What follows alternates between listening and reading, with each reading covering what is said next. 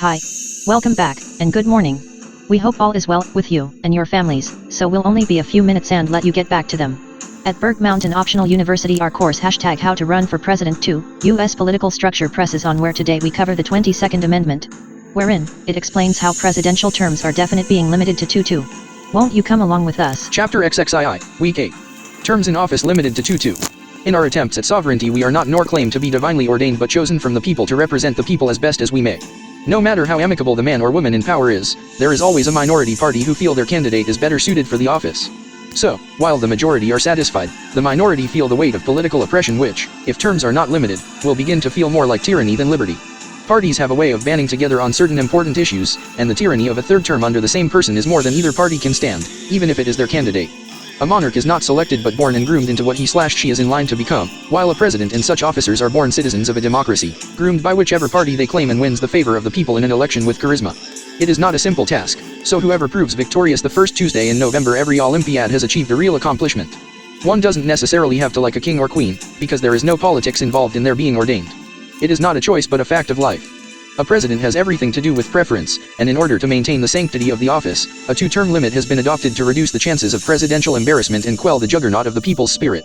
If terms were unlimited, the closer we would be to tyranny and the further we would be from the people seeing the office as an obtainable goal. 2 terms are enough to prove a precedent and just enough time to begin thinking of personal liberty that begins to approach tyranny. If one has been elected twice, we think that is as much of a proof of precedent as anyone who is not royalty could expect. It takes a lot to win an election, so don't think it is just keeping those on your campaign fed.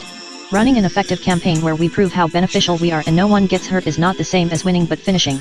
There are a lot of totally capable candidates for the job.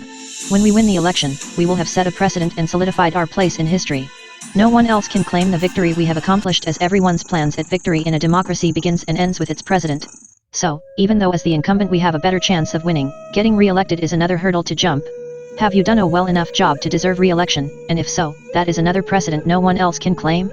So, don't worry about those who hated you yesterday, because this is a new day and a new 4 years to achieve.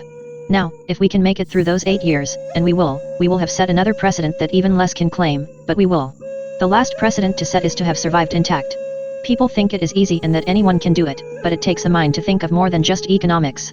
The president is attacked at most every angle, so when we survive intact, we can call that another one of the precedents we have set. After 8 years, and for most less than that, personal liberty tends to be more readily available and can cloud the judgment a fresher mind may not allow. In an attempt to satisfy the public's needs and anticipate their wants, we can't help but think of ourselves more so than others, and the minority begins to grow. During our 8 years, practices become methodical as we tend to handle similar situations in the same manner, but people are different, and what works for one set of people won't necessarily work for another. Just because one needs for nourishment, there are certain foods preferred by certain people, so in satisfying their needs, we must also satisfy their cultural diets. We are more understanding to our own cultural needs, thinking that if the majority is satisfied, that is all that matters, but that's not the case for a huge part of the population that, even though they hadn't voted for us, they still fall under our auspices.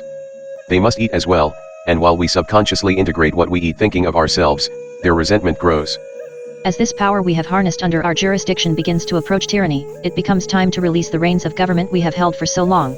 The relief of having another in office who can quell the outspoken minority, even if the same party remains in office, is like a breath of fresh air.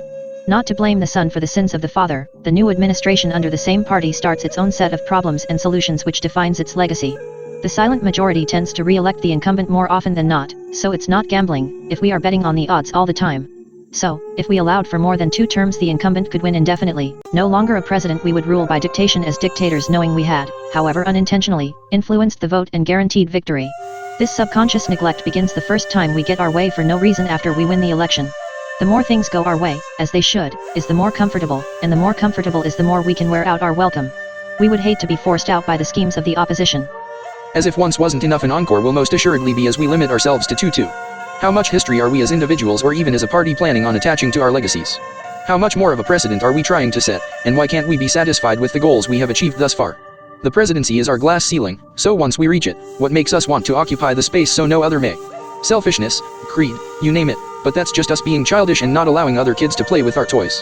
After 8 years, and for many earlier than that, we grow used to getting our way all the time, thinking what we prescribe for ourselves is good for all. Sure, Italians might eat cheeseburgers, if they are hungry, but they prefer pizza. We just would prefer being furthest from a tyrant, and after 2 without a third may prove so. That's all the information we have on the 22nd Amendment for you this time. Next session we cover the 23rd Amendment to the Constitution, which affords citizens of the Federal District of the District of Columbia who before the 23rd Amendment's passage citizens had no state but with a growing, sprawling native DC population were taxed without being represented. We hope to see you there. Thanks for your time and consideration.